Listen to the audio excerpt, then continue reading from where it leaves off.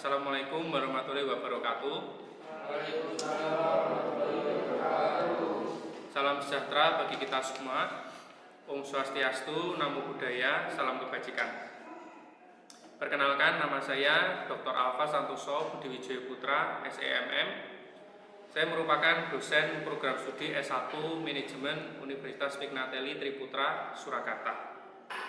Saya mendapat gelar Sarjana Ekonomi dari Universitas Kristen Duta Wacana tahun 2010. Gelar Magister Manajemen saya peroleh dari Universitas Atmajaya, Yogyakarta tahun 2012. Kemudian tahun 2019 saya mendapatkan gelar Doktor Manajemen dari Universitas Kristen Satya Wacana Salatiga. Saya menjadi dosen tetap di Universitas Pignatelli Triputra sejak tanggal 6 Februari tahun 2023 sampai sekarang. Di Universitas Pignatelli Triputra, saya mengajar beberapa mata kuliah, di antaranya adalah manajemen strategis, etika bisnis dan profesi, serta manajemen organisasi. Pada semester genap tahun ajaran tahun 2003-2024 ini, salah satu mata kuliah yang saya ampu adalah manajemen strategis. Metode pembelajaran yang diterapkan dalam mata kuliah ini mencakup pembelajaran berbasis kasus, kemudian presentasi di kelas, kemudian diskusi kelompok, presentasi proyek, dan juga beberapa tugas yang berbasis individu. Mahasiswa akan belajar melalui analisis kasus nyata, kemudian berdiskusi dalam kelompok untuk berbagi pemikiran, serta menyusun proyek strategis untuk mendemonstrasikan pemahaman mereka. Dengan kombinasi metode ini, mereka diharapkan dapat menggali teori manajemen strategis dalam konteks praktis dan memperoleh keterampilan kritis serta komunikasi yang diperlukan untuk menghadapi tantangan bisnis. Ada dua hal yang perlu disampaikan pada mata kuliah ini, yakni terkait dengan RPS dan juga kontrak perkuliahan untuk mata kuliah manajemen strategis. Kontrak perkuliahan. Untuk kontrak perkuliahan ini nantinya akan ditandatangani oleh dosen dan juga mahasiswa. Jadi nanti akan ada 2 orang wakil mahasiswa yang menandatangani berita acara kontrak perkuliahan, yang salah satunya diantaranya adalah ketua kelas. Manfaat perkuliahan. Jadi manfaat perkuliahan untuk manajemen strategis ini adalah mahasiswa diharapkan mampu mengaplikasikan pengetahuan secara profesional di bidang pengelolaan bisnis, perencanaan strategi, dan mampu mengambil keputusan yang tepat berdasarkan analisis informasi dan data, serta mampu memberikan petunjuk dalam memilih berbagai alternatif solusi secara mandiri dan kelompok. Di sini poin utamanya yang ditekankan terkait dengan manajemen strategis adalah mengenai bagaimana mahasiswa memahami tinjauan dari manajemen strategis, formulasi dari manajemen strategis, implementasi manajemen strategis, mengevaluasi strategi, kemudian membahas analisis kasus di dalam manajemen strategi. Capaian pembelajaran mata kuliah ini antara lain adalah mahasiswa mampu memformulasikan manajemen strategi, kemudian mahasiswa mampu mengimplementasikan strategi, mahasiswa mampu mengevaluasi strategi, mahasiswa mampu memahami topik utama manajemen strategi, mahasiswa mampu menganalisis kasus manajemen strategi. Itu tadi terkait hal-hal yang diperlukan. Kemudian kriteria penilaiannya untuk manajemen strategi ada beberapa. Untuk nilai A, apabila mahasiswa memiliki komponen nilai akhir antara 80 sampai dengan 100. Komponen nilai B antara 70 sampai dengan 79. Komponen nilai C apabila nilai mahasiswa antara 55 sampai dengan 69. Komponen nilai D antara 40 sampai 54 dan kurang dari 40 maka mahasiswa dinyatakan gagal. Adapun komponennya untuk pembobotannya, evaluasi ujian tengah semester 35%, evaluasi ujian akhir semester 35%, kemudian tugas kelompok mandiri dan juga presensi yang secara akumulatif 30%, maka di total nilainya mencapai 100%. Itu tadi mengenai kontrak perkuliahan yang secara umum mahasiswa harus mentaatinya. Kemudian kita akan melihat juga dari RPS-nya. RPS ini disusun supaya mahasiswa mampu mencapai tujuan pembelajaran yang diharapkan. Jadi nama mata kuliahnya adalah manajemen strategis. Masuk di dalam rumpun ilmunya adalah manajemen. Bobot SKS-nya 3 SKS, semesternya adalah semester 4. Dosen pengembang RPS-nya adalah saya sendiri. Ini nanti total dari pertemuannya ini ada 16 kali pertemuan. 16 kali pertemuan ini 2 diantaranya adalah ujian, yakni ujian tengah semester dan ujian akhir semester. Pertemuan sampai ke-7 itu nanti adalah materi yang digunakan untuk ujian tengah semester.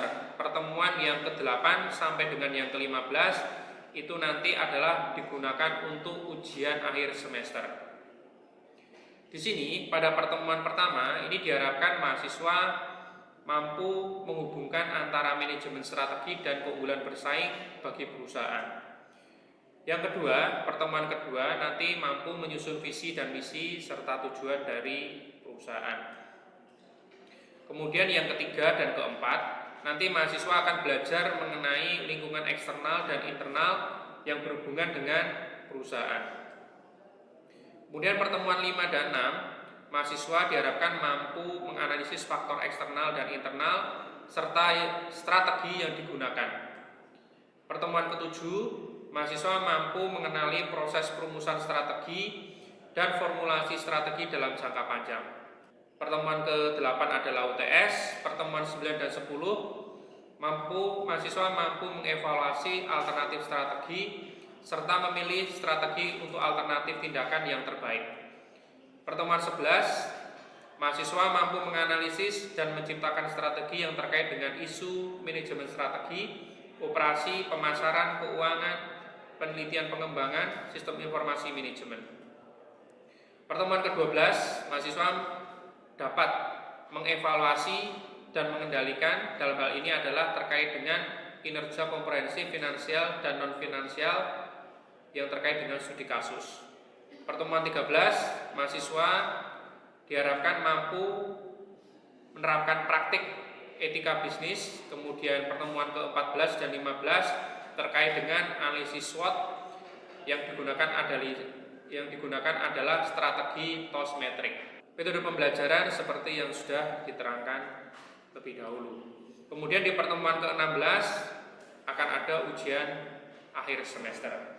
Demikian pernyataan yang saya buat dengan penuh kesadaran dan kesungguhan, dan saya menyatakan bahwa apa yang saya sampaikan adalah benar. Terima kasih.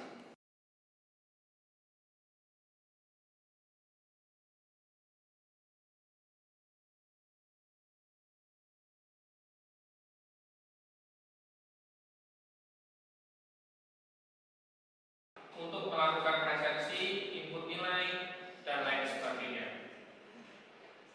kita akan melakukan presensi mata kuliah manajemen strategis, ya. Kemudian Iqbal Tommy, Laurencia, Yosua, Berni, Yohanes, kemudian Ruth, Dini, Dawi, Abrameyer, Gelar, Pungki, Ice, Yordan, Nadia, Eusabius, Aprilia Bunga, Dinda, Desi. Untuk saat ini kita akan mulai membahas mengenai bab 8, ya. Jadi di mata kuliah manajemen strategis ini salah satu topik yang penting adalah bagaimana mahasiswa itu bisa mengimplementasikan strategi, ya. Nah, isu strategi yang dibahas di sini ada beberapa macam. Yang pertama terkait dengan isu pemasaran, kedua terkait dengan keuangan atau akuntansi, kemudian ada R&D dan sistem informasi manajemen. Keempat hal ini dalam mempraktekannya atau dalam implementasinya harus dipahami dengan baik.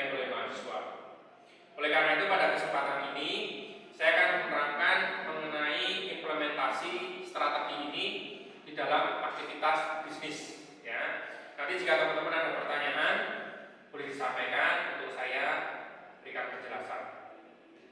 Sebagai sumber modal untuk melaksanakan strategi-strategi. Kemudian yang kedelapan adalah mendiskusikan hakikat dan peran dari penelitian dan pengembangan dalam implementasi strategi.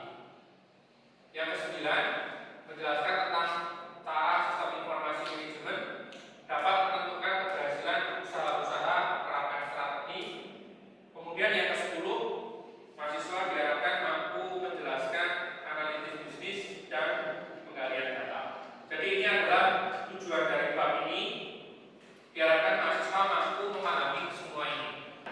Jadi supaya mahasiswa dapat melakukan atau memahami konteks dari pembelajaran ini, di sini disediakan beberapa latihan yang sudah ada di LMS. Yang pertama adalah latihan 8A, kemudian 8B, 8C, 8D, 8E, dan 8F, serta 8B.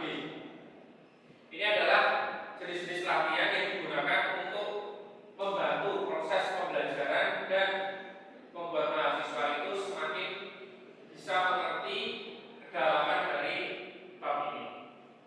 Karena apa? Karena di dalamnya ini para manajer yang ada itu sangat tergantung pada strategi yang dibuat oleh top management atau manajemen puncak. Kita bisa melihat di sini bahwa manajer-manajer yang ada sangat terpengaruh ya dari implementasi strategi.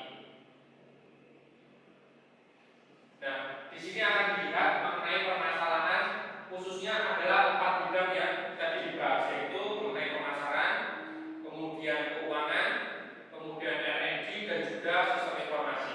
Kita akan lihat satu-satu yang terkait dengan permasalahan pemasaran. Semangat mengejar target gitu. Ya, jadi dia punya semangat supaya bisa memenuhi target gitu ya, supaya dapat bonus gitu. Oke, makasih. Kita lanjutkan. Karena iklan itu bertumbuh sangat cepat.